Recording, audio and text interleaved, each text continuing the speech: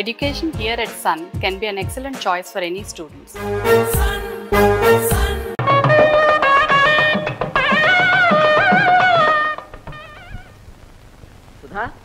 సుధా ఏమిటండి? Good news, very very good news.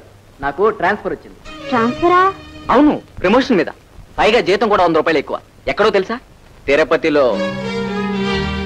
అక్క అన్నయ్యలతో పాటు అక్కడే హాయిగా ఉండొచ్చు. సుధా, వారం రోజుల్లో బయలుదేరాలి. మరి నేనెలాగండి? నీ సంగతి కూడా విశ్వ ప్రయత్నం చేశాను, కానీ ఎట్టి పరిస్థితుల్లోనూ 2 ఏళ్ల వరకు ట్రాన్స్ఫర్ కుదరదని చెప్పేశారు. 2 ఏళ్ళా? 2 ఏళ్లు కాదు కదా, 2 రోజులు కూడా నువ్వు లేకుండా ఉండలేను సుధా. అలా అని ఈ ప్రమోషన్ వదులుకోలేను కదా. ఏం చేయమంటావు చెప్పు. ఇప్పుడు నన్ను ఏం చేయమంటారు? చేసేదే ఉంది, ఉద్యోగం వదిలేయటం, నాతో బయలుదేరటం. That's all. అదేమిటి బాబు, ట్రాన్స్ఫర్ ఏమిటి, వెళ్ళిపోవటం ఏమిటి? అదేం అక్కర్లేదు. ఆ ట్రాన్స్ఫర్ క్యాన్సిల్ చేస్తాను, మీరు ఇక్కడే ఉండండి. క్యాన్సిల్ చేయటం ఎందుకండి? దీనికోసం ఎప్పుడు వస్తుందా అని ఎన్నాళ్ళ నుంచి ఎదురు చూస్తుంటే ఇప్పుడు అంత అవసరం వచ్చింది బాబు. అవసరం కాదండి, ప్రమోషన్. మరి మరి మీరు వెళ్ళిపోతే మీరు ఇక్కడే ఉంటారు. లేకపోతే ఓ పని చేయండి, మీరు మాతో వచ్చేసేయండి. కలుగింజో అందరూ కలిసి తిందాం. తినటం కోసం కాదు బాబు, ఇక్కడ అప్పులు. బాగుందండి, మీ అప్పులతో నాకేం సంబంధం? నీకు లేకపోవచ్చు, కానీ నా కూతురుకుందిగా. అది మీ కూతురు మీరు ఆలోచించుకోవాల్సిన విషయం. నా కూతురుతో ఆలోచించేదేమిటి? పెళ్లికి ముందు ఏమైనా ఒప్పుకున్నావు? పెళ్లికి ముందు 190 చెప్పుండొచ్చు, కానీ ఈ రోజు నాకు కావాల్సింది నా భవిష్యత్తు, నా వాళ్ళు. నీ వాళ్ళ? నీ సంపాదనతో నీ వాళ్ళని పోషించుకోవాలని ఆ రోజు ఎందుకు చెప్పలేదు? నేను చెప్పేది ఏమిటండి, నేను మగాన్ని. నన్ను పెంచి పెద్ద చేసిన వాళ్ళని పోషించడానికి మిమ్మల్ని అడగాల? నా పెళ్ళాం సంపాదన నాకు కాకుండా మీకు ఇవ్వాలా? బాగుందండి. సుధా, నేను వెళ్ళి అర్జెంటుగా జాయినింగ్ రిపోర్ట్ ఇవ్వాలి. భర్త కోసం నీ వాళ్ళని వదులుకుంటావో, నీ వాళ్ళ కోసం భర్తనే వదులుకుంటావో ఆలోచించుకో. ఏమండి? నేను బ్యాంక్ లో ఉంటాను, ఏ నిర్ణయం తీసుకున్నా వచ్చి చెప్పు. చూసావమ్మా వాడి పొగరు. పెళ్లికి ముందంతా మనిస్తూ అన్నాడు, ఇప్పుడు తనిస్తూ అంటున్నాడు. అందుకేనమ్మా ఇలాంటి వెధవలు పెళ్లి చేసుకోకూడదు. మీరు అలా అనకూడదు నాన్న. ఆయన విధవైతే నేను విధవనవుతాను. లేకపోతే ఏమిటమ్మా, వాడిప్పుడు నేను తీసుకుపోతే నేనేమైపోతాను? నువ్వేమిటి నాన్న, ఈ లోకంలో ఆడపిల్లని కన్నా ప్రతి తండ్రి కర్మ ఆఖరికింతే. అంటే అతనితో నువ్వు వెళ్ళిపోతుందేనా? వెళ్ళాలని ఏం లేదు, వెళ్ళకపోతే వదిలేస్తాడంతే. వదిలేస్తే ఎలాగమ్మా? నలుగురు ఏమనుకుంటారు? మొగుడు వదిలేశారంటారు. ఇంతకే ఇప్పుడు నన్ను ఏం చేయమంటావమ్మా? నేనేం చెప్పను నాన్న. అసలు ఈ భగవంతుడు ఈ మొగుడు పెళ్ళాలని ఎందుకు పెట్టాడో తెలియదు. ఈ మొగుళ్ళున్నారే, అబ్బబ్బా, ప్రాణాలు తీసేస్తున్నారు. పెళ్లికి ముందు నీ తల్లిదండ్రులు నా తల్లిదండ్రులు లాంటి వారు కాదా? వాళ్ళు వీళ్ళు 2 కళ్ళు అంటారు. పెళ్ళయ్యాక తన వాళ్ళని కళ్ళల్లో పెట్టి చూసుకుంటారు. పిల్ల తల్లిదండ్రుల్ని కాళ్ళ దగ్గర పెట్టుకుంటారు. పని వాళ్ళకన్నా హీనంగా చూస్తారు. ఏమన్నా అంటే వాళ్ళు కావాలా నేను కావాలా తేల్చుకోమంటారు. తేల్చుకోకపోతే పెళ్ళాన్ని వదిలి వెళ్ళిపోతారు. చీచి చీచి. అలాంటి వాళ్ళని నిలబెట్టి కాల్చేయాలి. ఏమంటావు నాన్న? అది సరేనమ్మా, ఇంతకీ ఇప్పుడు ఏం చేస్తావు? ఏం చేస్తాను, వెళ్ళిపోతాను. వెళ్ళిపోతావా? లేకపోతే జీవితాంతం మొగుడు వదిలేశాడని ఈ లోకం, నా గుండెల మీద కుంపటని నువ్వు బాధపడటం నాకు ఇష్టం లేదు. స్వర్గమైనా నరకమైనా ఆడదానికి చోటు ఆ భర్త దగ్గరే. ఆలస్యం అయితే ఆయన వెళ్ళిపోతారు. నేను వెళ్ళొస్తానా?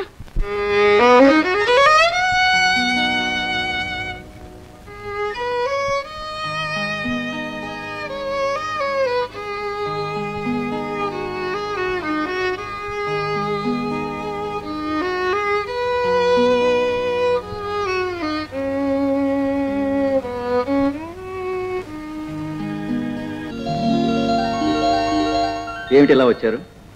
మీ తమ్ముడు గారు రప్పించారు. వాడు రప్పించేది ఏమిటండి? మీ కూతురింటికి మీరు ఎప్పుడైనా రావచ్చుగా. ఎందుకు రావాలి? ఆ రోజున అమ్మాయిని ఖాయం చేసుకోవడానికి మా ఇంటికి వచ్చిన రోజు నేనేం చెప్పాను? పెళ్ళైన తర్వాత అబ్బాయి అమ్మాయి మా ఇంట్లో ఉంటేనే నేను పెళ్లి చేస్తాను అన్నాను. అది నిజమేననుకోండి, కానీ వాడికి ట్రాన్స్ఫర్ వచ్చింది, దానికి మనం ఏం చేస్తాం? ట్రాన్స్ఫర్ అయితే నేనేమైపోవాలి? నేను ఒక్కడిని. నా ఆరోగ్యం అంత మంచిది కాదు, పైగా నా పరిస్థితి అంతంత మాత్రమే. పెళ్ళైన తర్వాత వాళ్ళిద్దరూ నా కళ్ళ ముందే ఉంటూ నా మంచి చెడ్డలు చూసుకుంటారని ఆశపడే నేను ఈ పెళ్లి ఒప్పుకున్నాను. ఈ రోజున అర్ధంతరంగా నన్ను గాల్లో వదిలేసి వాళ్ళ దావులు వాళ్ళు చేస్తే నేనేమైపోవాలి? కానీ పెంచేటంత వరకే తల్లిదండ్రుల బాధ్యత. ఒక అయ్య చేతిలో పెట్టిన తర్వాత తల్లిదండ్రులు చావు బ్రతుకులో ఉన్నా సరే చచ్చినా సరే భర్తతోనే కాపురం చేయాలి. అది హిందూ సాంప్రదాయం. విన్నావా బాబు, విన్నావా? నిన్న మొన్నటి వరకు నా ఎదుట నిలబడటానికే భయపడేది. ఇప్పుడు ఇలా మాట్లాడుతుందంటే కారణం కేవలం నీ తమ్ముడే. పెద్దవాళ్ళు మీరే ఆలోచించి మందలించి పంపించడం న్యాయం. ఆ న్యాయం నేను చెప్తే వినడండి. మరి ఎవరు చెప్పాలి? మా అక్క. ఉండండి, పిలుస్తాను. ఆవిడే న్యాయం చెప్తుంది.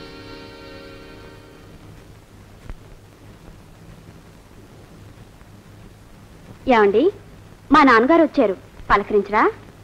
అల్లుడు మామను పలకరించాలా, మామ అల్లుడిని పలకరించాలా? ఆయన పెద్దవారు. పెద్ద నా కాళ్ళు ఆయనకి అడిగాడా, ఆయన కాళ్ళు నీకు అడిగానా? అడగండి, అక్కొచ్చారు.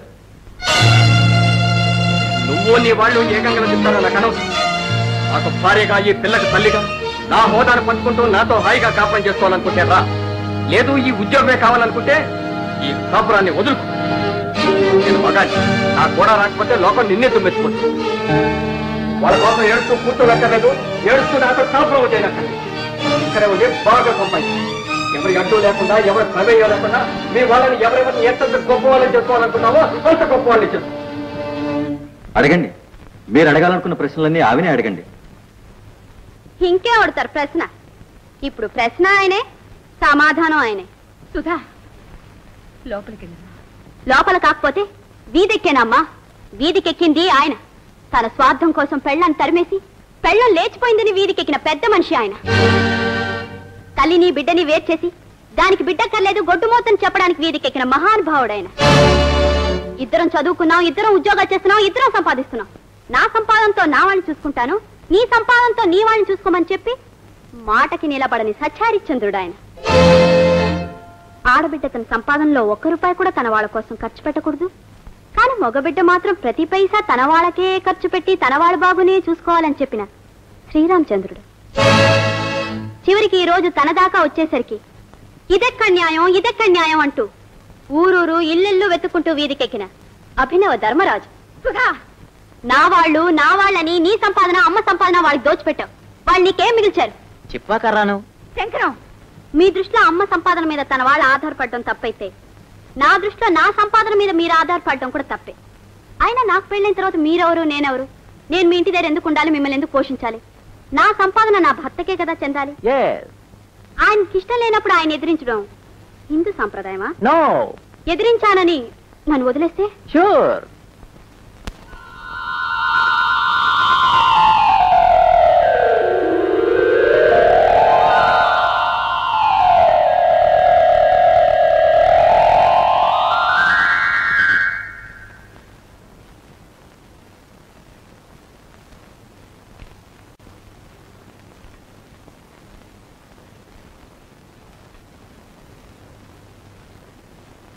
మాలతి, ఆ రోజు నువ్వు చేసింది తప్పైతే ఈ రోజు నేను ఇక్కడికి రావటం కూడా తప్పే. ఆ రోజు నువ్వేమన్నావో గుర్తుందా? గాలి వీచినప్పుడు ఆకులు రాల్తాయి, పళ్ళు పూలు ఆడతాయి, కొమ్మలు ఊగుతాయి. కానీ ఆ చెట్టుకు మూలమైన మొదలు మాత్రం నిబ్బరంగా అలాగే ఉంటుంది. వాటితో పాటు మొదలు కూడా ఊగితే ఆ చెట్టే ఏదో ఒక పక్కకి ఒరిగిపోతుంది, ఆ తర్వాత కూలిపోతుంది అన్నావు. నేను వాటితో పాటే ఊగాను, నువ్వన్నట్టుగానే ఓ పక్కకి ఒరిగిపోయాను.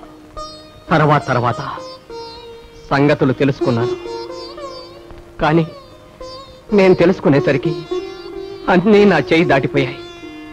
నువ్వు కావాలనే ఆరాటం, నన్ను కాదన్నావనే ఆవేశం, ఈ పోరాటంలోనే తెల్లబడిపోయాను, చల్లబడిపోయాను.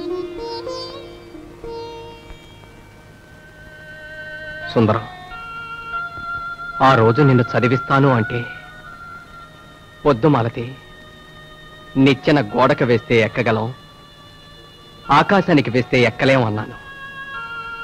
ఎక్కే శక్తి ఉన్నప్పుడు ఆకాశానికేం కర్మండి, స్వర్గానికే వేయగలం అంది మీ అక్క. నిజంగానే స్వర్గానికి నిచ్చెన వేసింది, నిన్ను అంత ఎత్తు ఎక్కించింది.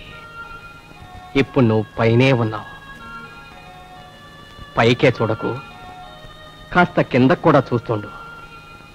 కింద నీకు వేసిన నిచ్చెన జారిపోకుండా గట్టిగా పట్టుకొని నీ వైపే చూస్తోంది మీ అక్క. నువ్వు కూడా ఆమె వంక చూస్తుండు. చూడమ్మా, ఆ రోజు నీ తల్లి దగ్గర నుంచి వేరు చేసింది దుర్మార్గంతో కాదమ్మా. కనీసం నీకోసమైనా మీ అమ్మ నా దగ్గరికి రాకపోతుందా అని. కానీ ఈరోజు నీకోసం అని నేనే మీ అమ్మ దగ్గరికి వచ్చానమ్మా. ఆ రోజు మీ ఇద్దరిని వేరు చేసిన పాపానికి ఈ రోజు మీ ఇద్దరు కలిసి ఉన్నారనే తృప్తితో వెళ్ళిపోతున్నానమ్మా. వస్తానమ్మా. శంకరం, పొరపాట్లు అందరూ చేస్తారు, సర్దుబాట్లు కొందరే చేయగలరు. సర్దుబాట్లతోటే నీ జీవితాన్ని ప్రారంభించావు. పొరపాట్లకు మాత్రం చోటివ్వకు. Best of luck.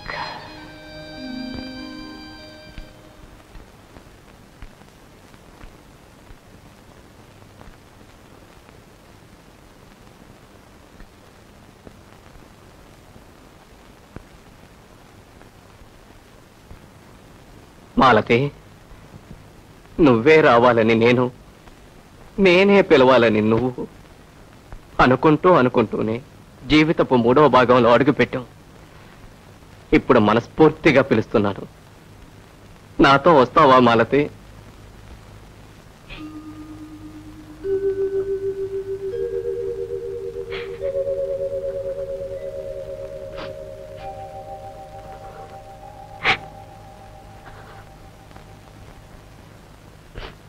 మాలతి, నిజంగా వస్తున్నావా? ఈ పిలుపు కోసమే కదా ఇన్నేళ్ల నుండి ఇక్కడ పడింది. మాలతి,